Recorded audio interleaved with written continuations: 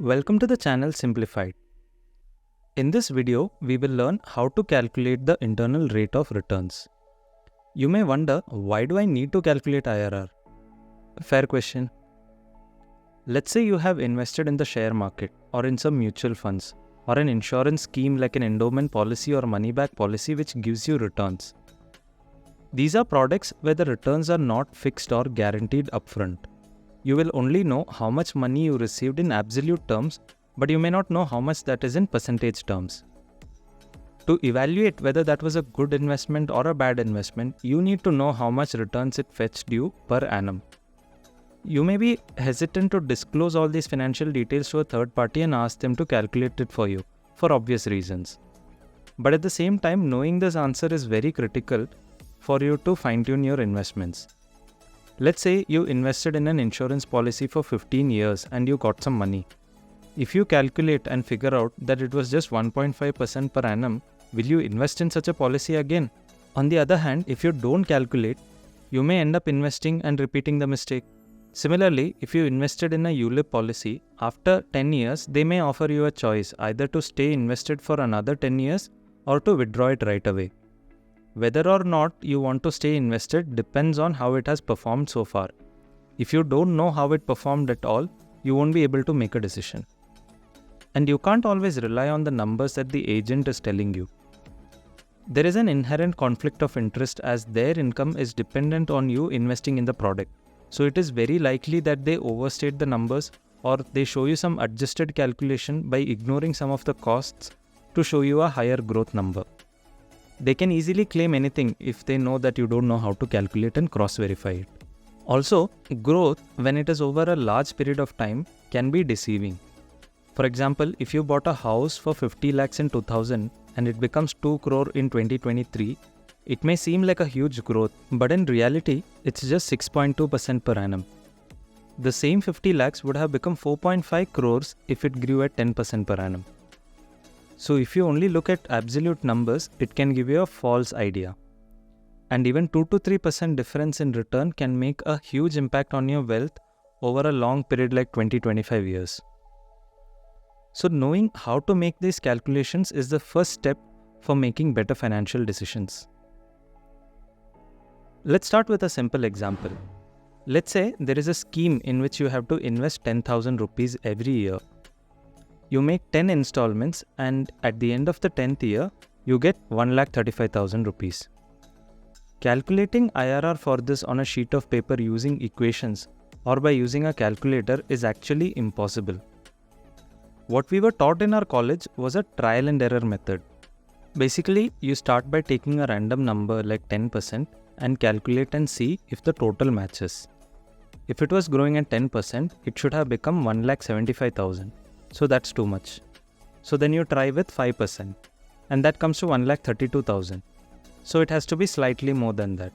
So you try with 5.2, 5.3, 5.4. You try with different values until you reach a close enough number. As you can see, this is not too easy.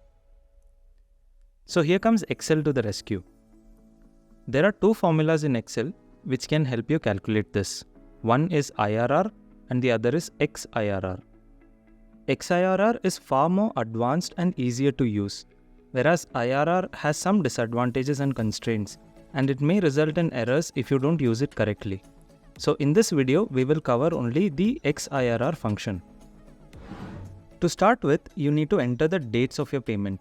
Let's say you're starting on 5th January 2010. The next payment will be after 1 year, so that will be 5th Jan 2011. Now once you enter 2 years, you can select these two values and go to the bottom right corner over here, click and drag. This is an autofill option in Excel wherein Excel will identify the pattern from the first 2 years and autofill the rest of the dates in the same manner. So this will save you some time instead of having to enter each of the dates manually. Next, we have to enter the amounts. Now one very important thing to remember here is that any payment that you make has to be in negative. Because money is going away or you're losing money, that is negative. Any payment received has to be in positive. These positive and negative signs are important because otherwise Excel won't be able to differentiate between payments and receipts. So the 10,000 that you paid, we'll put it as minus 10,000. So we made 10 such installments. So I'll fill it up for 10 values. After 10 installments, in the next year, you are getting 1,35,000. So I'll put it in positive value. This is not required, so I'll delete this. Now you can enter the formula in any cell. As with any Excel formula, you hit is equal to first and then XIRR, open brackets. And first you have to select the values or the amounts, and then comma, and then you fill up the dates. So you select all the dates. Close the bracket and hit enter. So in a fraction of a second, Excel will do all the multiple iteration of calculations that we discussed earlier and will give you the answer. Now this is in decimal format. So you can click on the percentage symbol here to convert it into percentage format. Now if you want to see more decimals, you can click this button. So I clicked twice. We can see 2 decimal points, and I think that should be sufficient. So 5.39% is the IRR, or the average returns per annum for this investment. Now let's say you didn't enter the symbols properly and you put minus 1,35,000 here as well. It will give an error. That is because all of them are in negative. Because this would mean that you are just giving away money and not getting anything in return. Same thing will happen if you put all of them in positive as well. So if I change it back to positive, I'll get the correct answer. Here is an example of a monthly SIP. The dates are entered with monthly intervals. You paid 5,000 every month, so it's put as minus 5,000. After paying the SIP for a year, on 15th December, you saw that the current market value is around 65,000. If you sold it on that day, you will get that money. So it's put as a positive. The formula is the same. We have selected the dates and the amounts, and you get the yearly return of 17.2%. But realistically speaking, your payments may not be this consistent.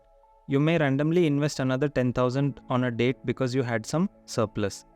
Or in the case of a money back policy, you will have multiple receipts and payment. So let's take a real life scenario. This was an insurance policy which my dad had taken. He started paying the premium in 2008. So I'll enter the date here. The next installment was after another 6 months. This was a half yearly payment scheme. So that is 14th Feb 2009. Here again, I'll enter 2 dates and then select them and drag down to autofill.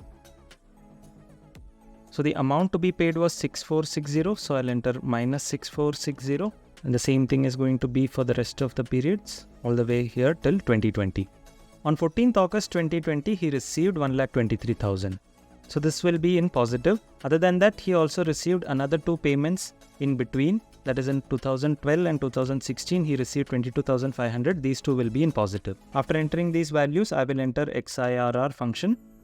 First select the values or the amounts, comma, and then the dates. So it's just 1.76%. Definitely not great returns. I have made a separate video on how bad insurance schemes are as an investment option. You should check that out too.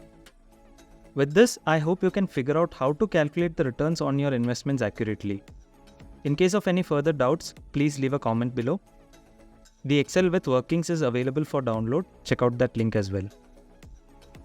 For those of you who managed to stay till the end, here's a small puzzle.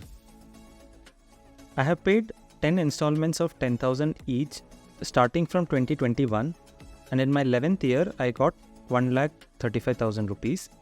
And my XIRR is working out to be 5.387%. But whereas when I start in 2022 and the same pattern of cash flows for 10 and 11 years, my returns is 5.388%. Whereas when I start in 23, it is becoming 5.386%. So although the cash flow streams are exactly the same, there is a minor difference of 0.001% among these 3 payment schemes. Why do you think that is? If you know the answer, please let me know in the comments below, or else watch out for my next video where I'll explain this. Also, if you learned something useful, please hit the like button and also consider subscribing to the channel so that you can soon learn all the basic fundamentals of financial management.